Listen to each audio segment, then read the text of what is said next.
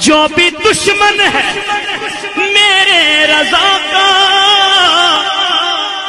جل رہا ہے ہمیشہ جلے گا. تو سب مل کے کہیے مسلک اعلیٰ حسرت کا نعرہ, ہاں مسلک اعلیٰ حسرت کا نعرہ لگ رہا ہے ہمیشہ لگے گا. اعوذ باللہ من الشیطان الرجیم بسم اللہ الرحمن الرحیم نحمدہ ونصلی علی رسولہ الکریم. حضرات محترم, آج 11ویں رات, پچھلی یعنی 10ویں رات کو میں نے بتایا تھا آپ کو کہ اس سال میں 5 دن ایسے ہیں جس دن روزہ رکھنا حرام ہے. عید الفطر, عید الاضحیٰ اور 11, 12, 13 یعنی بقرعید کے 11, 12, 13 3 دن بقرعید منایا جاتا ہے. تو یہ 3 دن بھی روزہ رکھنا حرام ہے. پتہ چلا اسلام میں صرف 5 دن ایسے ہیں جس دن روزہ رکھنا اسلام نے منع فرمایا ہے. اب آئیے نفلی روزوں کے بارے میں بھی کچھ اور وضاحت فرماتے چلیں.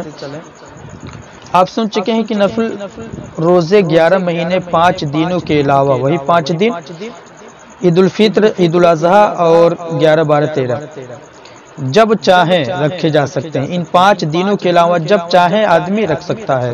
اب ہم چند اہم نفلی روزوں کا ذکر کرنا چاہتے ہیں. حضرت ابو قتادہ رضی اللہ تعالیٰ عنہ نے بیان کیا کہ حضور علیہ السلام سے پیر کے روزے کے متعلق پوچھا گیا. یعنی حضور صلی اللہ علیہ وسلم اکثر سوموار یعنی پیر کے دن ہمیشہ روزہ رکھا کرتے تھے. کسی نے حضور صلی اللہ علیہ وسلم سے سوموار کے دن روزہ رکھنے کے تعلق سے پوچھا, پس آپ نے فرمایا کہ اس دن ہم پیدا ہوئے اور اسی دن ہم پر قرآن کریم اتارا گیا. سبحان اللہ. پتہ چلا سوموار کے دن روزہ رکھنا حضور صلی اللہ علیہ وسلم کی ولادت کی خوشی بھی ہے, اور حضور صلی اللہ علیہ وسلم کے دین سوموار ہی کے دن ان پر وحی نازل ہوئی. نبی کریم اکثر پیر کا روزہ یعنی سوموار کے دن کا روزہ رکھتے تھے. کسی نے اس کی فضیلت جاننے کے لیے سوال کیا تو آپ نے فرمایا کہ پیر کا دن بڑی فضیلت والا ہے کہ اس دن ہم پیدا ہوئے اور قرآن کریم نازل ہوا کہ غار حرا میں حضور علیہ السلام پر پہلی وحی پیر ہی کے دن آئی. انسان کی عظمت و بلندی کے لیے یہ دونوں واقعے اس قدر اہم ہیں کہ ان پر خدا کا جتنا بھی شکر ادا کیا جائے کم ہے. ارمان گھر ہے. اللہ کے رسول صلی اللہ علیہ وسلم ہر پیر کے دن روزہ رکھ کر اپنی اور امت کی طرف سے اس نعمت پر خدا کا شکر ادا فرماتے تھے. نبی کریم علیہ الصلوۃ والتسلیم کے اس عمل سے ہمارے اس عقیدے کی تائید ہوتی ہے کہ آپ کی پیدائش کا دن منانا, اس سلسلہ میں روزہ رکھنا, صدقات و خیرات کرنا, محافل میلاد کرنا, منعقد کرنا باعث برکت اور خود حضور علیہ السلام کی سنت ہے. امت مسلمہ کے لیے نبی کریم علیہ الصلوۃ والتسلیم کی ولادت مبارکہ سے بڑی خدا کی دوسری نعمت ہو ہی نہیں سکتی. لہٰذا اس پر ہر سال خدا کا شکر ادا کیا جائے, ہر مہینے اس دین کو منایا جائے, ہر پیر کے دن اس یاد کو تازہ کیا جائے, ہر خوشی اور غم کے موقع پر محافل میلاد کیا جائے, روزانہ اپنے رسول کا ذکر کیا جائے. سبھی طریقے خدا کی رحمت کے نزول اور اس نعمت پر شکر ادا کرنے کی ہیں. اسی حدیث کے مطابق حضرت امام مالک رضی اللہ تعالی عنہ کے نزدیک پیر کا دن جمعہ سے بھی افضل ہے. اسی حدیث کے مطابق حضرت امام مالک کے نزدیک سوموار کا دن جمعہ سے بھی افضل ہے. نیز اپنے اور اسی بات سے بھی پتہ چلا کہ اپنے یا اپنے بچوں کا سالگرہ منانا جائز ہے. سالگرہ بولے تو پیدائش, برتھ ڈے. لیکن جس طریقے سے آج برتھ ڈے منایا جا رہا ہے, لوگ کیک پر موم بتیاں وغیرہ جلا دیتے ہیں, پھر جس کا برتھ ڈے ہوتا ہے, جس کی پیدائش ہوتا ہے, پھر اس کو بلایا جاتا ہے, پھونک مار کر بتیوں کو بجھا دیتا ہے, پھر اس کو چھری یا چاقو سے کیک کاٹتا ہے. پھر جو دوسرے آدمی کھڑے رہتے ہیں, دوسرے لوگ کھڑے رہتے ہیں, وہ تالی بجا کر ہیپی برتھ ڈے گاتے ہیں. حالانکہ یہ عیسائیوں کا طریقہ ہے, لیکن جو طریقہ اسلام نے سالگرہ منانے کا بتایا ہے کہ ایسے طریقے سے مناؤ, وہ ملاحظہ فرمائے کہ اپنے اور اپنے بچوں کی سالگرہ منانا جائز ہے، لیکن اس طرح کی اس موقع پر یعنی جس دن پیدائش کا دن ہو اس دن محافل میلاد کی جائے، حیثیت کے مطابق محافل میلاد کی جائے، علماء کو بلائے جائے اور عزیز و اقارب کو کھانا وغیرہ کھلایا جائے، جس کی سالگرہ ہے اس کو تحفے دیے جائیں۔ اگر بچے کی سالگرہ پیدائش کا دن ہے تو جو لوگ آئیں اپنے حیثیت کے مطابق اس کو کچھ گفٹ دے دیا کریں، تحفے دیے جائیں، صدقات و خیرات کیا جائے، اور زندگی کا ایک سال بخیر عافیت گزر جانے پر خدا کا شکر ادا کیا جائے کہ اللہ جو میرا پچھلا سال بہت ہی عافیت کے ساتھ گزرا ہے تیرا لاکھ لاکھ شکر ہے، اور مستقبل فیوچر کے لیے صحت و تندرستی کی دعا کی جائے کہ آنے والا سال اس بچے کے لیے صحت و تندرستی ہو اور نیک عمل کی توفیق ہو۔ بہرحال پیر کے دن روزہ رکھنا حضور علیہ السلام کی سنت ہے اور باعث برکت ہے، اس لیے کہ یہ دین کائنات کے آقا صلی اللہ علیہ وسلم کی پیدائش اور خدا کے کلام قرآن کریم کے نزول کی ابتدا کا دین ہے۔ پتہ چلا سوموار کے دن روزہ رکھنا حضور نبی کریم علیہ الصلوۃ والتسلیم کی سنت ہے۔ حضرت ابو حریرہ رضی اللہ تعالی عنہ نے بیان کیا کہ نبی کریم علیہ الصلوۃ والتسلیم نے ارشاد فرمایا، اعمال یعنی بندوں کے اعمال، بندوں کے عمل پیر اور جمعرات کو پیش کیے جاتے ہیں، یعنی ہفتے میں 2 دن ہر انسان کے عمل کو خدا کی بارگاہ میں پیش کیا جاتا ہے کہ مولا اس دن اتنے ایک گناہ کیا تھا، یا اتنا ثواب کا کام کیا تھا، یا فلاں کام کیا تھا، فلاں گناہ کا کام کیا تھا۔ اس طریقے سے ہر عمل خدا کی بارگاہ میں سوموار کے دن اور جمعرات کے دن رب کی بارگاہ میں پیش کیے جاتے ہیں۔ تو حضور صلی اللہ علیہ وسلم پیر اور جمعرات کو پیش کیے جاتے ہیں عمل۔ میں چاہتا ہوں کہ میرے عمل اس حال میں پیش ہوں کہ میں روزے دار ہوں۔ حضور صلی اللہ علیہ وسلم سے کسی نے پوچھا، یا رسول اللہ صلی اللہ علیہ وسلم اعمال جمعرات کو پیش کیے جاتے ہیں تو آپ روزہ رکھتے ہیں؟ تو حضور صلی اللہ علیہ وسلم نے فرمایا کہ ہاں، میں چاہتا ہوں کہ جب میرے اعمال اللہ کی بارگاہ میں پیش ہوں تو میں اس وقت روزہ سے رہوں۔ اس حدیث سے پیر کے علاوہ جمعرات کا روزہ رکھنے کی بھی فضیلت ظاہر ہو رہی ہے، یعنی جمعرات کو بھی نفلی روزہ رکھ سکتے ہیں۔ حضور علیہ السلام نبیوں کے سردار یہ چاہتے ہیں کہ جس دن خدا کے دربار میں ان کے اعمال پیش ہو رہے ہوں وہ خود روزے کی حالت میں ہوں۔ بلا شبہ اللہ کے نبی معصوم ہیں۔ اب کوئی یہ گمان نہ کرے کہ اللہ کے نبی اس وجہ سے روزہ رکھ رہے ہیں کہ میں گناہ گار ہوں یا میری گناہ نہ ہو اور میرے اعمال اللہ کی بارگاہ میں پیش ہو جا رہے۔ نہیں مسلمانوں، اللہ کے نبی تو معصوم ہیں، گناہوں سے پاک ہیں، لیکن اپنی بندگی کا اظہار فرما رہے ہیں، اور ہم گناہوں کے سمندر میں ڈوبے ہوئے ہیں، نہ اعمال کی پرواہ کرتے ہیں، نہ یہ جاننے کی کوشش کرتے ہیں کہ کس وقت خدا کے دربار میں ہمارے اعمال پیش ہوں گے، اور نہ کبھی یہ سوچتے ہیں کہ مالک حقیقی کے دربار میں جب ہمارے اعمال پیش ہو رہے ہوں تو یہاں دنیا میں اس وقت ہماری کیا حالت ہونی چاہیے۔ کاش ہم اپنی حالت کو سدھارنے کی کوشش کریں۔ حضرت مسلم قرشی رضی اللہ عنہ بیان کرتے ہیں کہ حضور علیہ السلام سے عمر بھر کے روزوں کے متعلق دریافت کیا گیا تو آپ نے فرمایا کہ رمضان اور اس کے قریب دینوں کے روزے رکھو اور ہر بدھ جمعرات کا روزہ رکھو، پس تم نے ساری عمر کے روزے رکھ لیے۔ کسی نے حضور صلی اللہ علیہ وسلم کے عمر بھر کے روزے کے تعلق سے پوچھا تو حضور صلی اللہ علیہ وسلم فرماتے ہیں ہر بدھ اور جمعرات کا روزہ رکھو، پس تم نے ساری عمر کے روزے رکھ لیے۔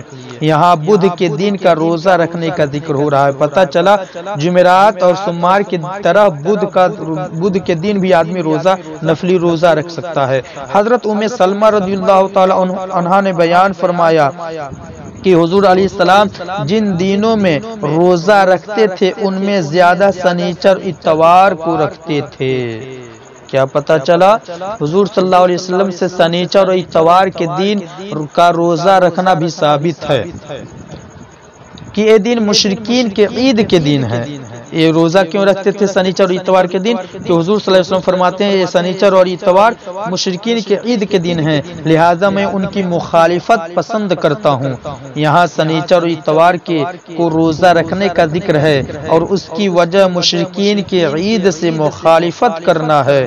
گویا اللہ کے نبی صلی اللہ علیہ وسلم یہ بھی بتانا چاہتے ہیں کہ مشرکین کے عید اور خوشی میں شریک ہونا اہل اسلام کے لیے جائز نہیں ہے، یعنی مسلمانوں کے لیے کافروں کی تیوہار میں شریک ہونا جائز نہیں ہے۔ پس مسلمانوں کو چاہیے کہ کرسمس، اب کون کون سے تیوہار ہیں جن میں شریک نہیں ہونا جائز ہے؟ کرسمس نئے سال کے پہلے دن، ہولی یا دیوالی وغیرہ کی تیوہاروں سے دور رہیں کہ یہ دن ہمارے لیے عید و خوشی کے ہرگز نہیں۔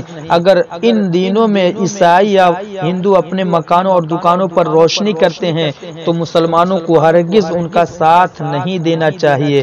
آج کچھ لوگ کہتے ہیں کیا ہوگا گھر سجا، کیا ہو جائے گا گھر سجا لیا تو ہوگا تو کچھ نہیں مسلمانوں، لیکن اگر کوئی عام انسان آ گیا، اگر کوئی پردیسی مسلمان آ گیا تو آپ کے گھر کو جب جس دن لوگ دیوالی کا دیا جلا رہے ہوں گے، اگر آپ بھی اپنے گھر پر روشنی سجائے کیے ہوں گے تو لوگ یہی سمجھیں گے کہ یہ بھی ایک کافر کا گھر ہے۔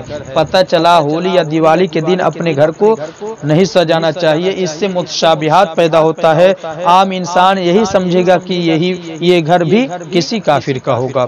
تو اس وجہ سے عید اور ان کے تیوہاروں کے دن میں اپنے گھر کو نہیں سجانا چاہیے، ان کا ساتھ نہیں دینا چاہیے۔ مسلمانوں کی خوشی کے دن عید میلاد النبی ہیں، عید الفطر اور عید الاضحیٰ ہیں۔ ان تاریخوں پر مسلمان اپنے گھر کو جتنا سجانا چاہیں سجا سکتے ہیں، روشنی کر سکتے ہیں، پوری دنیا بھر کی جتنی سجاوٹ ہو سکتی ہے اپنے گھر کو سجائیں۔ کس دن؟ عید الفطر کے دن، عید الاضحیٰ کے دن، اور دونوں عیدوں کے عید کا سردار حضور صلی اللہ علیہ وسلم کی پیدائش کا دن یعنی جشن عید میلاد النبی صلی اللہ علیہ وسلم کے دن بھی اپنے گھر کو روشنی سے سجائیں، شریعت کے مطابق خوب خوشیاں منائیں۔ جب ہمارے پاس خود عید کے دن موجود ہیں تو ہمیں دوسروں کی عید میں شریک ہونے کی کیا ضرورت ہے؟ ہماری عید کے دن تو نہایت ہی پاکیزہ اور صاف ستھرے ہیں جو ہمیں ظاہری اور باطنی خوشیاں فراہم کرنے کے لیے کافی ہیں۔ بہرحال بات چل رہی تھی نفلی روزہ کسی دن بھی رکھا جائے ثواب برکت کا ذریعہ ہے۔ حضرت ابو امامہ رضی اللہ تعالی عنہ نے بیان کیا کہ نبی کریم علیہ الصلوۃ والتسلیم نے ارشاد فرمایا کہ جو اللہ کی راہ میں ایک دن روزہ رکھے اللہ اس کے اور آگ کے درمیان ایسی خندق، ایسا گڈھا بنا کر دے گا جیسی آسمان اور زمین کے درمیان، یعنی جتنا فاصلہ آسمان اور زمین کے درمیان ہے اتنا ہی فاصلہ مسلمان بندے اور روزہ رکھنے والے اور جہنم کی آگ کے درمیان ہوگا۔ جس طرح اتنی چوڑی خندق پھلانگ کر دشمن نہیں پہنچ سکتا، اسی طرح روزے دار تک دوزخ کی آگ نہیں پہنچ سکے گی۔ اب ایک اور بات سنیں، صوم وصال۔ صوم وصال بھی ایک روزہ ہے جو حضور صلی اللہ علیہ وسلم کے ساتھ خاص ہے۔ صوم وصال کسے بولتے ہیں؟ صوم وصال اس روزہ کو بولتے ہیں کہ بغیر کھائے پیے پے در پہ روزہ رہنا، افطار کیے بغیر، یعنی بغیر کھائے پیے کچھ کھائے پیے مسلسل روزے رکھنا حرام ہے۔ یہ صرف حضور صلی اللہ علیہ وسلم رکھا کرتے تھے۔ حضور علیہ السلام نے روزے میں وصال کرنے سے منع فرمایا۔ کسی نے عرض کیا یا رسول اللہ آپ تو وصال کرتے ہیں، یعنی آپ ایسا روزہ رکھتے ہیں، تو آپ صلی اللہ علیہ وسلم نے فرمایا تم میں مجھ جیسا کون ہے؟ یعنی حضور صلی اللہ علیہ وسلم فرماتے ہیں کہ میں تو رکھ سکتا ہوں لیکن مجھ جیسا تم میں کون ہے؟ میں تو اس طرح رات گزارتا ہوں کہ میرا رب مجھے کھلاتا پلاتا ہے۔ واہ واہ سبحان اللہ۔ نبی کریم علیہ السلام خود صوم وصال رکھا کرتے تھے کہ مسلسل کئی دن تک بغیر افطار بغیر کچھ کھائے پیے روزہ رکھا کرتے تھے، لیکن ہم غلاموں کو اس تکلیف میں مبتلا ہونے سے منع فرمایا کیونکہ یہ طریقہ ہمارے لیے تو نہ صرف تکلیف دہ بلکہ جان لیوا تک ثابت ہو سکتا ہے، لیکن اللہ کے رسول صلی اللہ علیہ وسلم کو اس سے کوئی تکلیف نہ ہوتی تھی۔ آپ نے صاف فرما دیا کہ مجھ جیسا تم میں کون ہو سکتا ہے۔ یہ بات حضور علیہ السلام ان صحابہ سے فرمائی جو ہر اعتبار سے عام مسلمانوں سے افضل و اعلیٰ تھے۔ پس جب صحابہ میں حضور جیسا کوئی نہیں ہو سکتا تو ہم میں سے کس کی مجال ہے کہ وہ حضور جیسا ہونے کا دعویٰ کرے یا حضور کو اپنا جیسا جانے۔ حق یہ ہے کہ بے عیب خدا نے اپنی مخلوق میں صرف اپنے محبوب علیہ السلام کو ایسا بے عیب پیدا فرمایا کہ ان جیسا نہ کوئی کبھی ہو سکتا ہے اور نہ کبھی ہو سکے گا۔ نفلی روزہ شروع کرنے کے بعد اب نفلی روزے کے تعلق سے احکام سنیں کہ نفلی روزہ شروع کرنے کے بعد فرض ہو جاتا ہے۔ حالانکہ نفل روزہ فرض نہیں ہے، لیکن جب شروع کر دیا ہے تو اب اس کے لیے فرض ہو جائے گا، بلا عذر اس کا توڑنا جائز نہیں، اور اگر کسی شرعی عذر کی وجہ سے توڑ دیا تو صرف قضا کرنا لازم ہوگا۔ عورتوں کے لیے بھی نفلی روزہ کا وہی ثواب ہے، جتنا مرد کو ملے گا اتنا ہی عورتوں کو بھی ملے گا، لیکن شادی شدہ عورت جس کی شادی ہو گئی ہو، شادی شدہ عورت نفلی روزہ یا کوئی بھی نفلی عبادت شوہر کی اجازت کے بغیر نہیں کر سکتی، اس لیے کہ شوہر کی خدمت اور اس کا حق ادا کرنے میں کمی واقع نہ ہو، کیونکہ شوہر کی خدمت کرنا واجب ہے۔ عاشورہ، ایسے ہی عاشورہ یعنی محرم کے دن روزہ رکھنا، عرفہ کے دن روزہ رکھنا، ذی الحجہ کی 9 تاریخ یعنی بقرعید کے ایک دن پہلے روزہ رکھنا، پھر ایسے ہی شب برات شعبان کی 15 تاریخ کے روزہ کا بہت ثواب ہے۔ خدا اگر توفیق دے تو روزہ رکھنا چاہیے۔ اللہ ہمارے فرض اور نفلی روزوں اور دوسرے عبادتوں کو قبول کرے، حضور صلی اللہ تعالی علیہ وسلم کے صدقے میں، آمین یا رب العالمین، بجاہ نبی سید المرسلین وصلی اللہ تعالی علی خیر خلقہ محمد و آلہ و اصحابہ اجمعین، وما علینا الا البلاغ۔ السلام علیکم ورحمۃ اللہ تعالی وبرکاتہ ومغفرتہ۔ اگر یہ ویڈیو آپ لوگوں کو اچھی لگے تو ویڈیو کو لائک کریں، شیئر کریں، کمنٹ کریں، اور اس فقیر کو بھی اپنی دعائیں خاص میں یاد کریں۔ السلام علیکم ورحمۃ اللہ تعالی وبرکاتہ۔ جو بھی دشمن ہے میرے رضا کا جل رہا ہے ہمیشہ جلے گا، تو سب مل کے کہیے مسلک اعلیٰ حضرت کا نعرہ، ہاں مسلک اعلیٰ حضرت کا نعرہ لگ رہا ہے ہمیشہ لگے گا۔